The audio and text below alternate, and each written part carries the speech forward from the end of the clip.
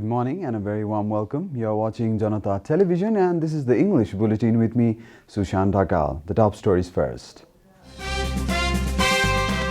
President Bhandari welcomes Indian Army Chief, confirms title of Honorary General of Nepalese Army to Narwane. Death toll from coronavirus climbs to 1,052 in Nepal. Active cases dropped to 36,000. Supreme Court quashes government's review petition related to coronavirus, orders government to provide free treatment to COVID-19 patients. Trump tweets his outrage in all caps during vote counting. Biden inches closer to victory. And Mumbai Indians defeat Delhi Capitals by 57 runs, secures its place in the IPL final.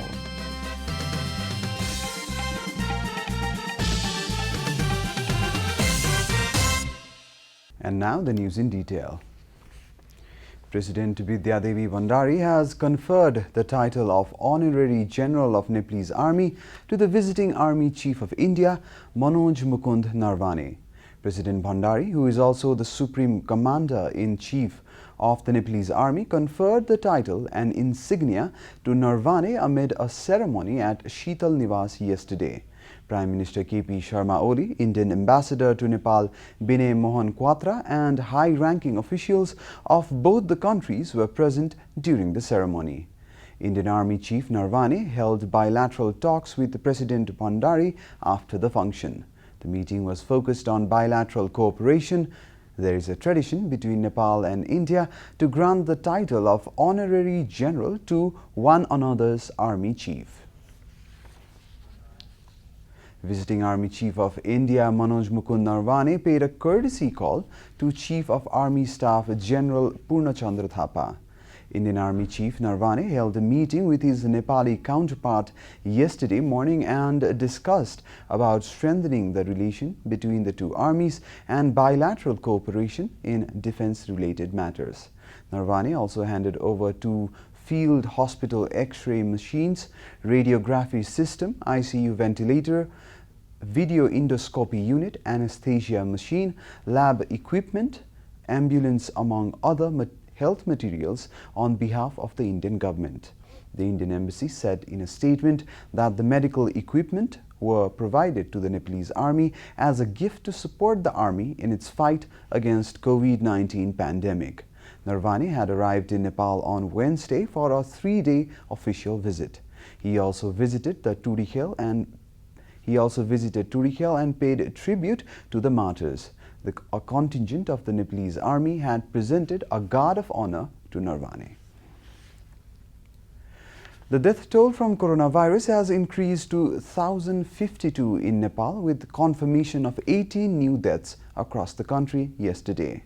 The government confirmed 3,051 new cases of coronavirus during the latest round of tests.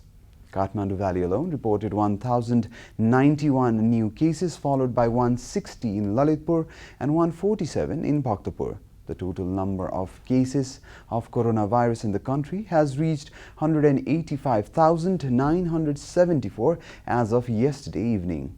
According to the Health Ministry, 148,408 patients have recovered from the disease, while the number of active cases has slightly dropped to 36,514. Nepal is currently among the top 34 countries that have been most affected by the pandemic. The Supreme Court has quashed a petition filed by the government to review its verdict on free treatment of coronavirus patients. A full bench of Supreme Court Justices Hari Krishna Karki, Sapna Malla Pradhan and Purushottam Bhandari quashed the review application filed by the government. With this, the government will now have to provide free treatment and testing of coronavirus infection. The Ministry of Health and Population had registered the review application on November 3rd. In the application, the government had lamented that the top court had issued the mandamus order without considering actual facts. The application also opined that the order issued was not in accordance with the precedent set by top court itself, Similarly, the review petition also mentioned the court's inability to consider physical infrastructure, manpower, and the condition of the infection before handing out the order. Media Alliance Nepal, Federation of Nepal Cable Television Association and Advertising Association Nepal have drawn the government's attention towards the delay in the formation of the advertisement board. Releasing a joint statement, all three organizations have demanded for prompt formation of the board composed of deserving individuals as per the spirit of Advertisement Act. All three organizations have also welcomed the government's decision to execute the Clean Feed Act starting October 24th as provided by Section 6 of Advertisement Regulation Act 2019. In course of implementation of the Act, regulation of advertisement in internet and social media also needs to be regulated along with advertisement played at radio, television and newspapers as voiced by the Federation of Nepal Cable Television.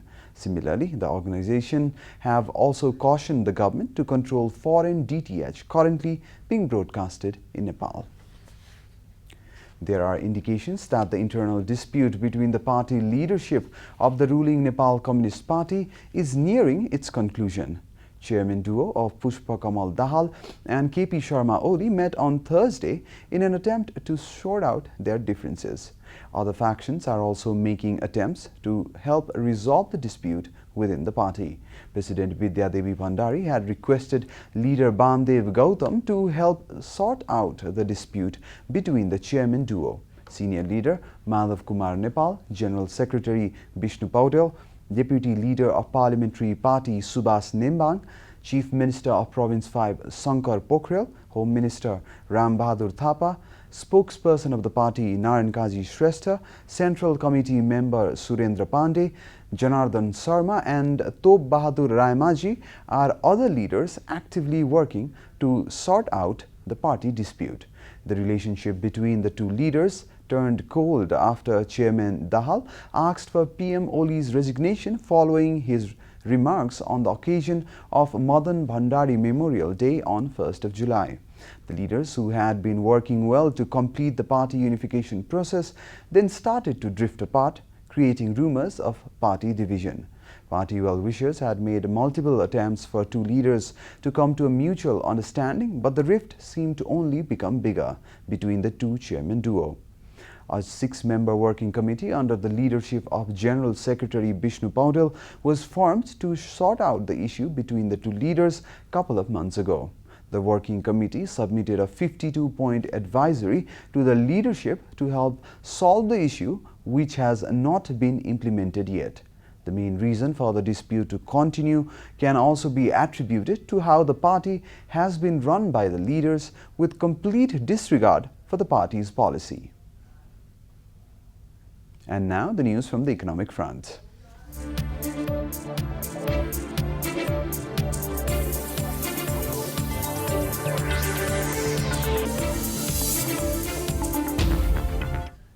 A parliamentary committee has directed the Ministry of Industry, Commerce and Supplies to facilitate the payment of sugarcane farmers who were not paid by Sri Ram Sugar Mills within a month. The Industry Committee's meeting on Thursday directed the ministry to solve the problem created at the Sri Ram Sugar Mills regarding tens of millions of rupees not paid to the sugarcane farmers. Furthermore, the mill has been closed for 10 months with payments not being made to the workers. After the meeting, Chairman of the committee Bimal Prasad Srivastav said the ministry has been given a deadline of 1 month to coordinate with all concerned parties and make the payments accordingly.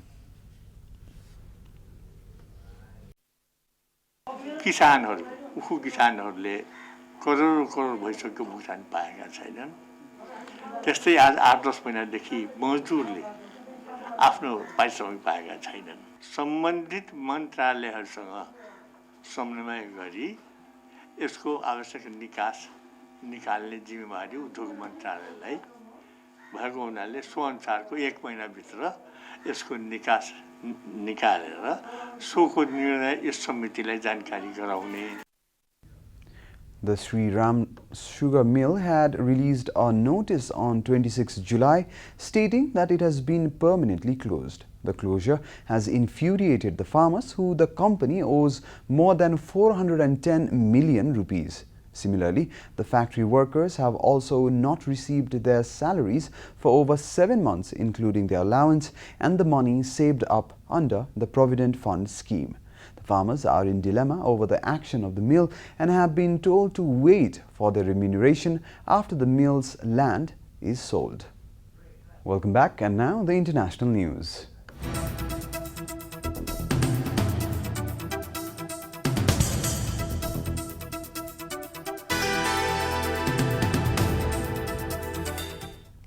US President Donald Trump spent a second day in the White House on Thursday, stewing over election results that suggested a path to victory was slipping from his grasp, AP reported. According to Reuters, Trump lambasted election workers, offering no evidences and alleged fraud in the states where results from a dwindling set of uncounted votes are pushing Democrat Joe Biden nearer to victory. Biden, the former vice president, was chipping away at the incumbent president's leads in Pennsylvania and Georgia, even as he maintained narrow advantages in Nevada and Arizona. Biden is moving closer to securing the 270 votes in the state-by-state electoral college that determines the winner, Reuters further reported. Most major television networks have given Biden a 253 to 214 lead in electoral college votes after he captured the crucial battleground states of Wisconsin and Michigan on Wednesday. Biden would become the next president by winning Pennsylvania or by winning 2 out of the trio of Georgia, Nevada, and Arizona. Trump's likeliest path appeared narrower as he needed to hang on to Pennsylvania and Georgia while overtaking Biden in either Nevada or Arizona. Meanwhile, AP reported that Trump had not been seen in public since his premature declaration of victory in the wee hours of Wednesday morning until appearing in the White House briefing room on Thursday evening to deliver prepared remarks. He renewed his unfounded claims that Democrats are trying to steal the election from him. "Stop the count," he proclaimed. But the president has no authority over election counting, and halting the count at the moment would have resulted in a swift victory for his Democratic rival, Joe Biden. A court sent the lead anchor of India's fiercely nationalist and popular Republic television network to jail for 14 days for allegedly abating a suicide case. Police picked up Arnab Goswami, an aggressive journalist known for championing right-wing causes in his prime-time debates, from his Mumbai home early on Wednesday, Reuters reported. Top leaders of Prime Minister Narendra Modi's Bharatiya Janata Party sprang to Goswami's defense and said it was no way to treat the press. BJP blamed opposition politicians who run the government in western Maharashtra state, where Mumbai is located. But the BJP has faced criticism that it has sought to intimidate journalists and activists in states that it governs. Critics said its defense of free speech was selective and that Goswami was a conservative ally of the ruling party. Police said the case against Goswami is related to the 2018 suicide of an interior decorator who allegedly left a note saying Republic TV had not paid him for design work on its television studio. A case of abatement to suicide that was registered against Goswami, but the suicide case was later closed for lack of evidence. But police said they have reopened the case, and late on Wednesday night, a district court ordered him to custody.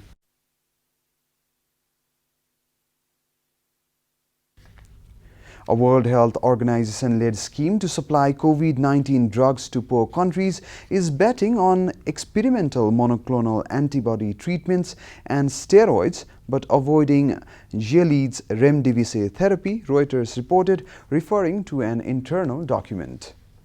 The October 30 WHO draft document seen by Reuters says priorities are to secure the monoclonal antibodies in a tight market and to boost distribution of cheap steroid dexamethasone, of which it has already booked nearly 3 million courses of treatment for poorer countries.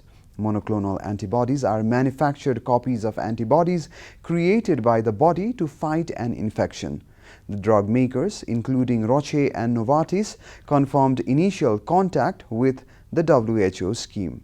The paper, which for the first time outlines the scheme, would spend donors' money and does not cite remdesivir among priority drugs, Reuters reported. According to the news agency, it is the significant omission of an antiviral is the only other medication alongside dexamethasone approved across the world for treating COVID-19. You're watching Janata Bulletin, and now the latest from the world of sports.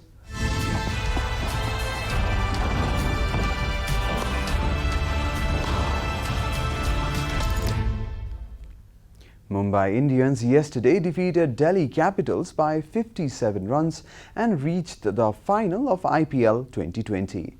This is the second consecutive year Mumbai have qualified for the finals. It was Ishan Kishan's batting skills and Jasprit Bumrah's 4 for 14 that helped Mumbai beat Delhi at the Dubai International Stadium. It began with a 4 and ended with a 6. Mumbai Indians innings in Qualifier 1 of Indian Premier League 2020 against Delhi Capitals was bookended with boundaries. Half centuries from Surya Kumar Yadav, 51 of 38, and Ishan Kishan, 55 not out of 30, and a rioting 14-ball 37 not out by Hardik Pandya powered them to 200 for 5. Delhi started in their reply, going from a horrendous 0 for 3 to 20 for 4 and finally 143 for 8, losing by 57 runs. With this win, Mumbai booked their place in the IPL 2020 final on November 10th. English club Arsenal, Tottenham and Leicester City all won their respective matches in the Europa League. Arsenal won their Europa League tie against Norwegian club Molde by 4-1. Arsenal were bowled by 2 own goals in the 46th and 62nd minute, with Nicolas Pepe and Joe Willock scoring the other 2 goals. Martin Elginson had earlier given Molde the lead, but the Norwegian side lost the match 4-1. North London rivals Tottenham also won their match against Bulgarian opponents Ludo Goretsk by 3-1. Harry Kane, Lucas Moura and Giovanni Lo Celso also scored for the Spurs. Brendan Rodgers' side Leicester City defeated Portuguese side FC Braga by 4-0. Kelechi Iheanacho scored 2 goals while Dennis Praet and James Maddison scored the other 2. Leicester City continues their good form with 3 wins out of 3 games played this season. Next round of fixtures for the Europa League is scheduled for the 3rd week of November. We are at the end of Janata Bulletin, and the headlines once again.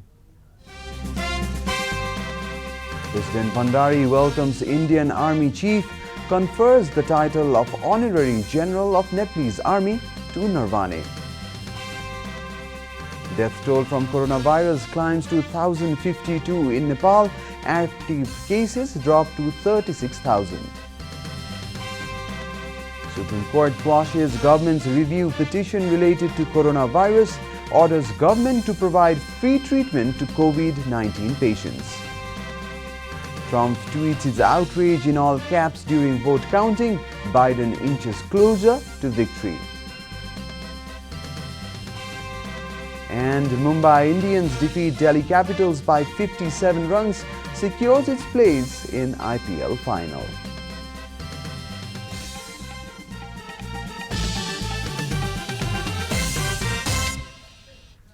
And that's all from the English News Desk for today. You can follow Janata Television and our programs on various social media platforms, including on our website janatasamachar.com. Keep watching Janata Television. Namaste.